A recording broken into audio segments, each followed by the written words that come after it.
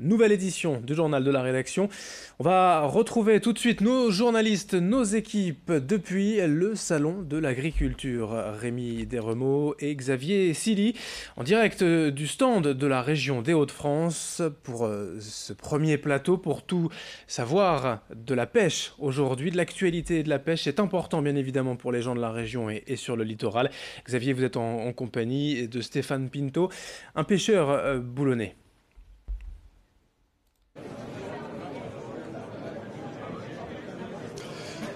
Et oui Adrien, ici au Salon de l'Agriculture et on le rappelle, en ce mardi, c'est la journée des Hauts-de-France. On va parler de la pêche, vous le voyez devant moi avec l'étal qui se présente, l'étal délicieux. Nous sommes avec vous Stéphane Pinto, vous êtes vice-président du comité des pêches des Hauts-de-France. Déjà bonjour. Oui bonjour, oui c'est ça. Oui. J'aimerais parler avec vous de plusieurs problématiques qui touchent l'agriculture dans la région, l'agriculture spécialisée dans la pêche, puisqu'on va parler déjà des coquilles Saint-Jacques.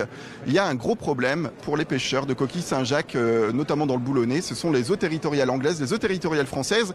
Il y a un peu une guerre, hein. Vous pouvez nous expliquer un petit peu ce qui se passe ?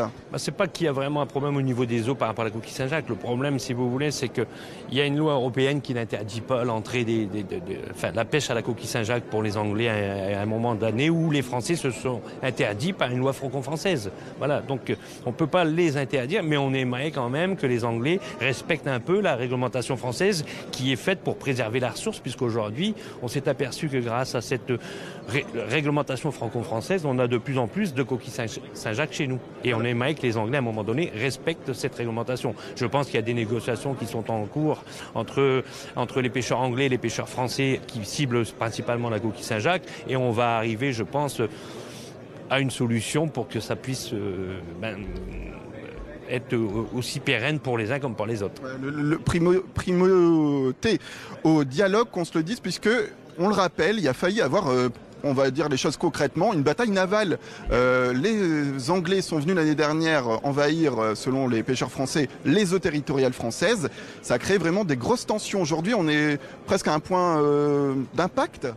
Ça a créé à ce moment-là une petite bataille navale. On l'a vu par les médias où il y avait des heurts en mer entre les pêcheurs français et anglais parce que les Français ne pouvaient pas pêcher la coquille Saint-Jacques et tenaient à exclure de leur zone de pêche les bateaux anglais qui venaient en quelque sorte piller la ressource que les Français se protégeaient.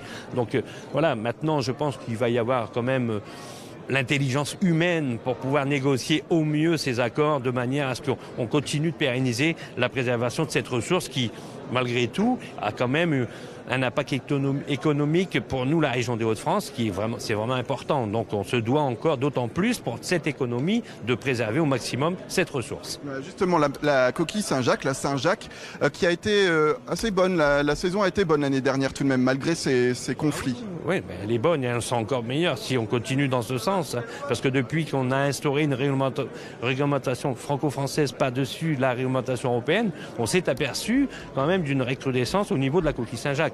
Et c'est tant mieux. Ça prouve quand même que quand on travaille en bonne cohésion, en réfléchissant vraiment à l'impact que peut avoir pour le futur, ça sert à quelque chose. Ouais, c'est-à-dire que, comme vous le dites, la France a raison justement de protéger ses ressources, de mettre un petit peu un quota de pêche pour la Saint-Jacques. Oui, on a toujours, nous, travaillé dans ce sens-là. On a toujours travaillé, nous, les pêcheurs français, quels qu'on soit, hein, que ce soit fileyeurs, chalutiers ou autres, on a toujours travaillé dans cette vision d'optique de préservation de la ressource. Voilà. Ce que d'autres ne font pas. Voilà, un petit méli-mélo au sein de l'Union européenne, selon vous. Moi, j'ai envie de parler aussi de la pêche électrique. C'est un gros souci pour la région Hauts-de-France. L'interdiction devrait arriver. Qu'est-ce que vous pensez un petit peu de cette interdiction qui doit arriver d'ici 2021 ? C'est vrai que le temps de transition entre aujourd'hui et 2021, pour nous, c'est beaucoup. C'est quand même une transition assez importante et qui ne nous plaît pas vraiment, quoi. Là où on est satisfait, c'est quand même que... Arrivé à cette date fatidique pour nous, il sera l'interdiction totale de la pêche électrique en Europe. Elle cause beaucoup de tort aux pêcheurs. Qu'est-ce que ça représente, cette pêche électrique, face aux pêcheurs français qui ne l'utilisent pas ? Ben nous, on s'est aperçu, on cible la même espèce que la pêche électrique au filet.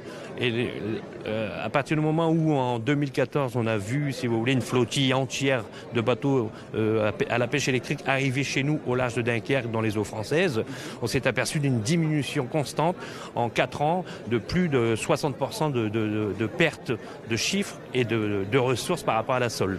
Donc voilà, et c'était vraiment, ça a mis un petit peu en quelque sorte à mal notre économie, et que pour nous, les filières des Hauts-de-France, la sole, ça représente 80% de notre chiffre d'affaires. Et on s'est aperçu en 4 ans de temps, on a perdu plus de 50%. Voilà. Pour les pêcheurs, ça veut dire qu'ils s'appauvrissent, ils vivent moins bien. Il y a vraiment une mise en danger de leur qualité de vie. Ah bah oui, parce qu'on a quand même perdu pas mal d'entreprises à Boulogne-sur-Mer. Fin 2017, nous avons dû faire appel à l'État français et aussi à l'Union européenne pour mettre en place un plan de sortie de flotte, c'est-à-dire de casser des bateaux par les difficultés rencontrées causées à cause justement de la pêche électrique. Donc voilà, on a perdu des entreprises françaises et aujourd'hui, on ne souhaite plus en perdre. Donc c'est pour ça qu'on attend, nous maintenant, de la décision européenne soit vraiment inscrite au journal officiel pour que l'État français puisse faire interdire en plus dans nos eaux le peu de bateaux qui resteront à la pêche électrique. Parce que là, aujourd'hui, c'est un texte qui est écrit et que on donne à chaque État membre la possibilité d'interdire ou non l'entrée des bateaux à la pêche électrique dans les eaux de son propre pays. Stéphane Pinto, j'ai envie de vous poser une question par rapport à l'Union européenne. J'ai l'impression que pour vous, elle n'est pas forcément en phase avec les différents pays, les désirs et les obligations des différents pays. Non, on n'est pas en phase du tout. Regardez le Brexit. Le Brexit, la conséquence du Brexit, c'est pour nous aujourd'hui au niveau de la politique commune des pêches, donc qu'elle représente la pêche européenne, des malfaçons qui font que les Anglais ont demandé à sortir de l'Europe. Je pense qu'aujourd'hui, il faut refonder cette politique commune des pêches, refonder pour le bien de tous. Et là, si on ne remet pas ça en question, qu'en sera-t-il dans quelques mois au moment des élections européennes? On n'en sait rien du tout. Donc on a déjà un Brexit qui risque d'être dur pour nous, parce qu'en plus, c'est encore une situation catastrophique qui s'amène pour la région des Hauts-de-France. Parce que dans les eaux anglaises, c'est 75% de la production française qui sont pêchées.